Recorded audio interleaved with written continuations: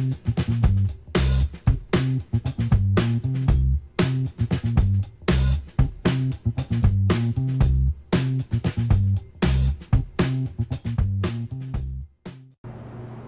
YouTube, Jay Kilroy here. Back for another little project here.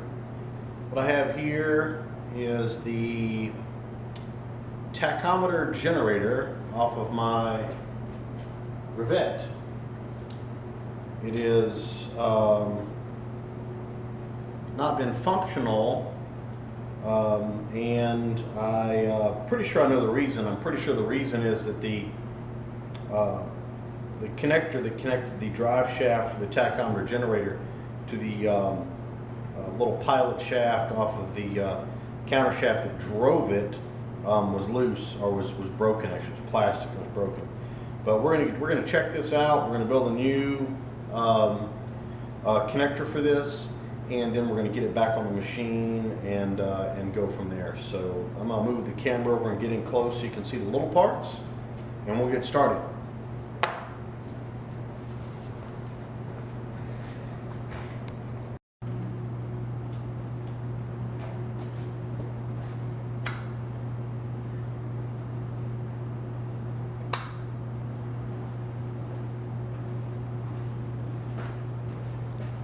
All right, what you got here, this is the little tachometer generator. I think this company is actually still in business. It's a Servo-Tek products company out of Hawthorne, New Jersey. Of course, this one's been in my machine since the late 60s. So let's take it off of here.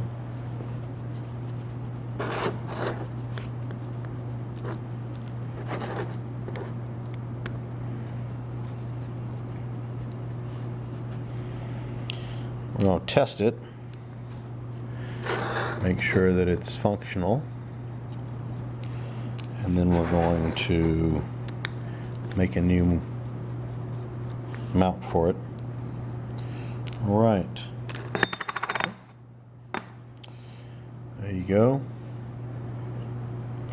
It says on here the rating is 7 volts per 1,000 RPM. So let me go get a little way to drive this and a voltmeter, and then we're going to check it out and make sure that it's still functional. All right, we got a rig going here. I've got my trusty old Fluke 77 set up here, and if I just spin it with my hands, it's pretty obvious this thing puts out voltage. Let me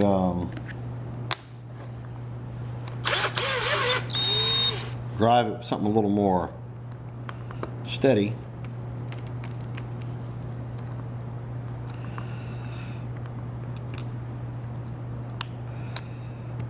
All right, let's see what we get here.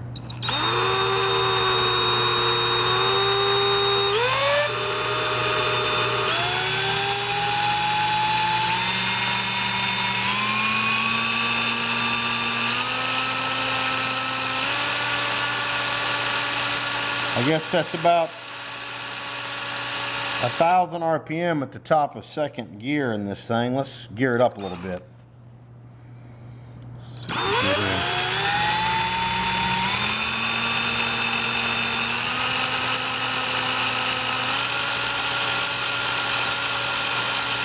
And that's all I got.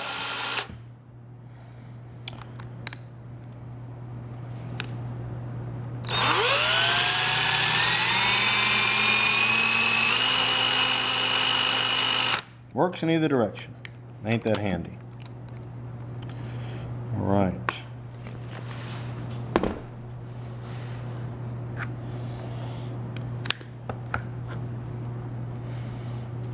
Let's see here.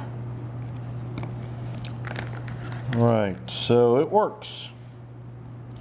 So what we need to do is make an adapter to adapt this shaft here.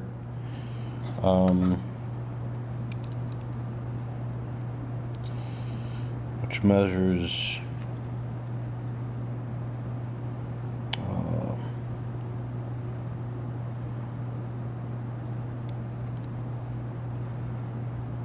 1.118 to the counter shaft on the machine. I'm gonna go measure that, and then we will figure out if this can just be straight through. Okay, well, I measured the counter shaft and the little drive shaft off of there, and it measures the same within a couple thou. Now we're going to make a little adapter to set screw onto here and then onto the counter shaft out of this piece of plastic, this little piece of solid PVC, I believe. I don't want anything too hard that might cause any side load on the shaft here, so I'm going to use a piece of this. So let's get over to the lathe and get this chucked up and make us a little adapter and get this machine fixed. I've got a little scrap piece of mystery plastic here. Let's get the machine fired up here.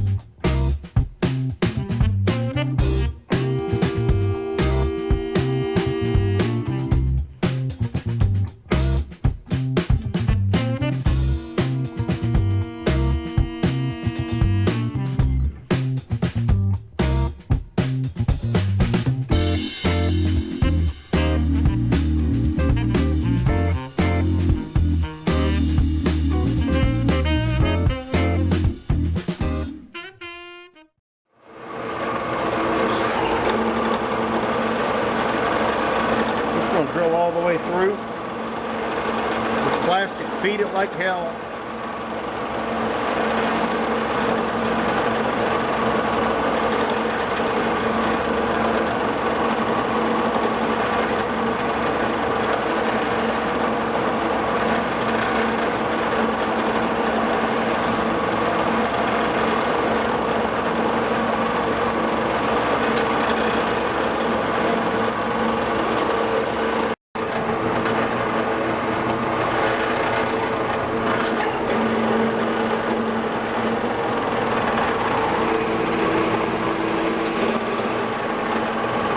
Set up to cut it off, part it off here. Hopefully we can find it after it parts off.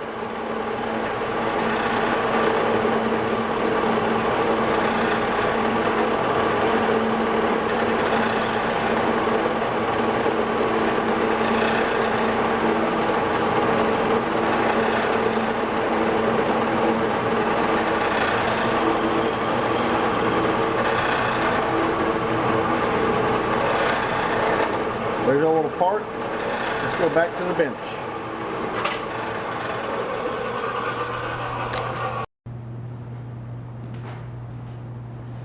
Alright, here's our little piece.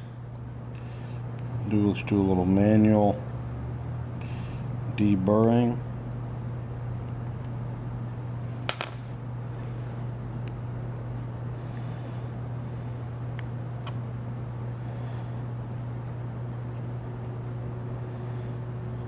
Right. So this is going to be the little connector here. It's going to go on there. This mounts in here, obviously. And then the counter shaft comes up and fits in there. So what we're going to do now is drill this piece here for some set screws to attach it to both of these shafts. Alright, this is how we're going to hold it in the mill. 5C collet block. I'm just going to drill one end and then swap it around and drill the other end. There's no reason for them to line up really.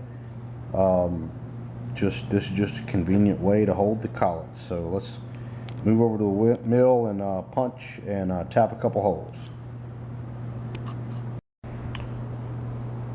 Alright, before we get going here, before we get to drilling holes, let's figure out what we got for set screws.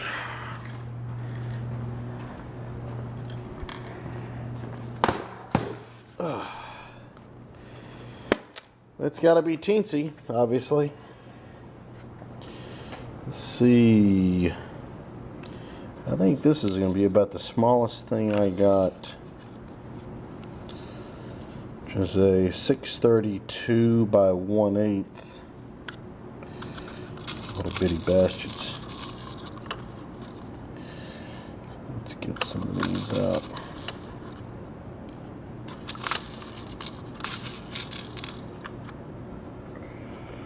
And one extra, because gosh knows you can drop one of these things in a second. Tiny little bitty boogers. Alright, so we're going to do 632 little bitty bastards. Let me go get a tap. Alrighty. There's my 632 tap.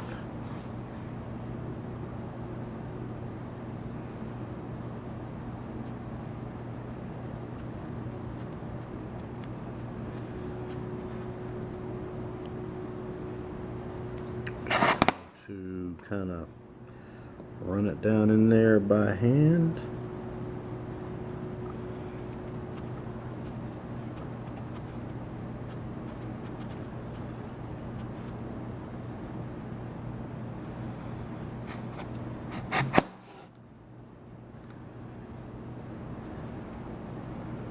I know this isn't real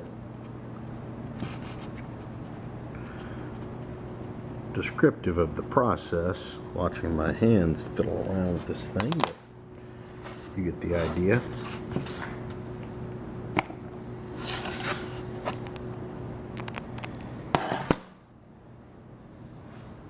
Right, 2 down.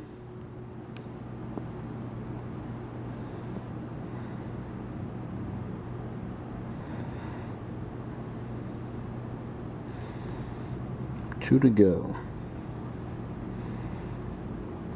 Obviously the cutting forces are not excessive here. I'm just holding this thing with my hand.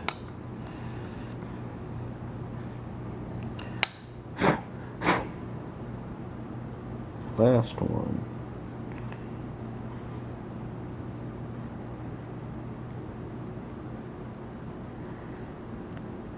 Oop. Got started sideways there.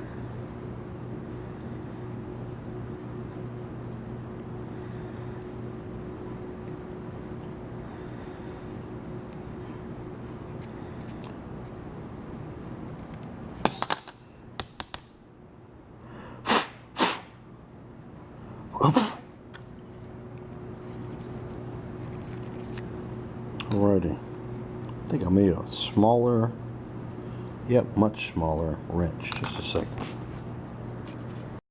Alright, I went and got a tiny little bitty wrench and go ahead and start these in here. Oops. You know, I was thinking about it while I was tapping these holes, that probably just the case I could have just run the set screws on in, not even worried about actually using a tap, because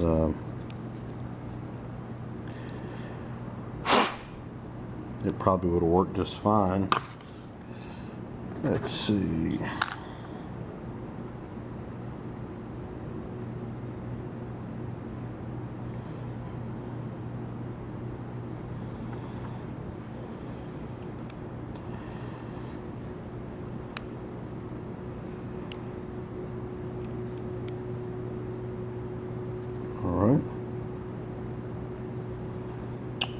let's mount this up and get it installed back on the machine.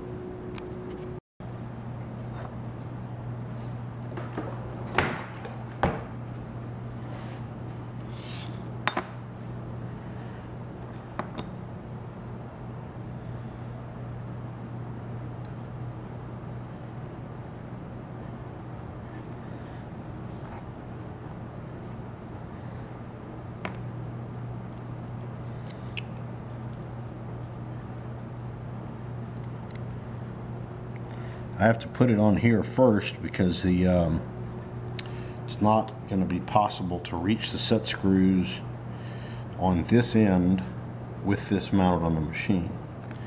It will be possible to get the set screws on the other end. So I'll get this mounted up. I'll take the camera down. I'll show you where this mounts in the first place, and then we'll get it wired up, mounted up, wired up, and crank the machine up and give it a run and see how it works. So let's give that a go. Alright, this is the counter shaft right here that has a dog clutch on it that changes from back gear to direct belt on the Rivett 1020, excuse me for the bump. Here are the wires that hook up to the generator. So I'm going to go ahead and get this mounted back up, and then we're going to try it out. Here's the unit all mounted up and wired up, ready to go. So I'm going to step up here and fire it up. We're going to see how she goes.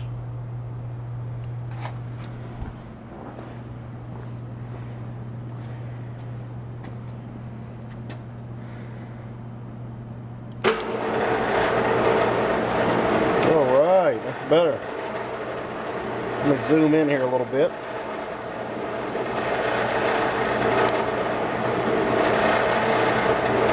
So the top scale here is RPM in belt, direct belt, open belt they call it up here, see?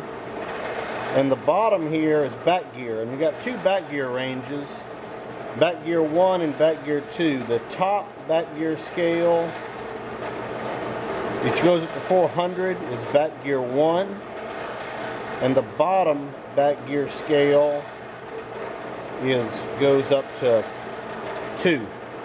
So right now we're in open belt, and we're at about, that looks about like 700 RPM. That seems about right.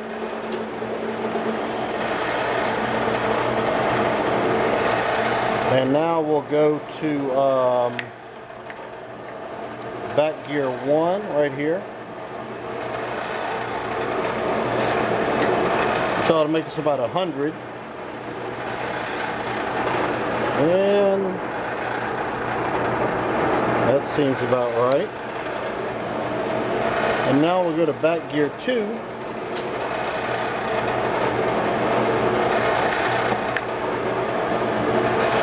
And this ought to give us around 50 RPM.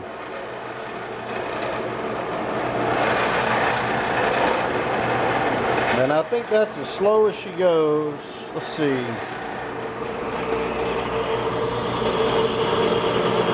Little belt squeal there. No, it's about 30 RPM, I guess.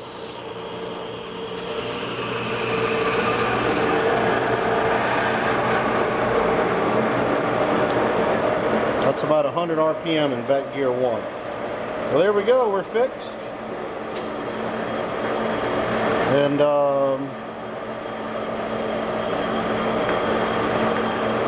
back over to back gear 1. This ought to be about 200.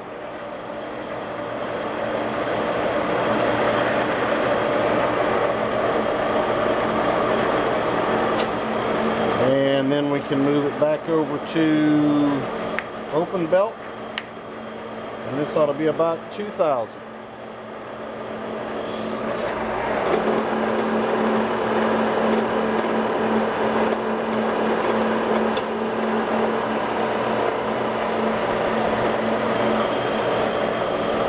we go.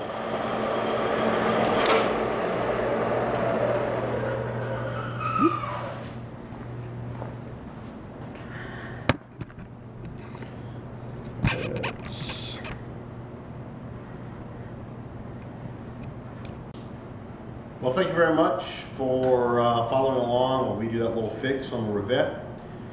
I'm going to have a big project coming up here whenever I decide to bite off on it, where I have a motor, encoder motor, and a VFD to swap that Reeves drive out and get rid of a lot of that noise.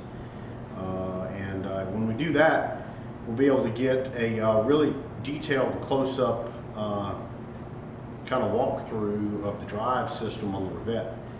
As you can tell, it's pretty unusual, and it's a great little machine. If you ever get a chance to play with one, I advise it. If you get a chance to buy one, I definitely advise it.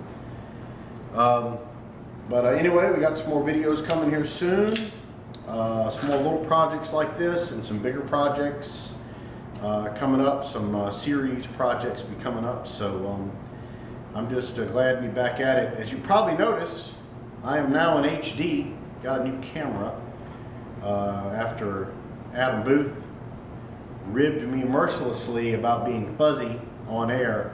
I went out and got a new camera, and we're now filming in HD.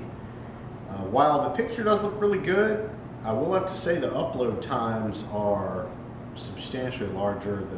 The handling of the video, the post-production is much more time-consuming, but I think it's worth it.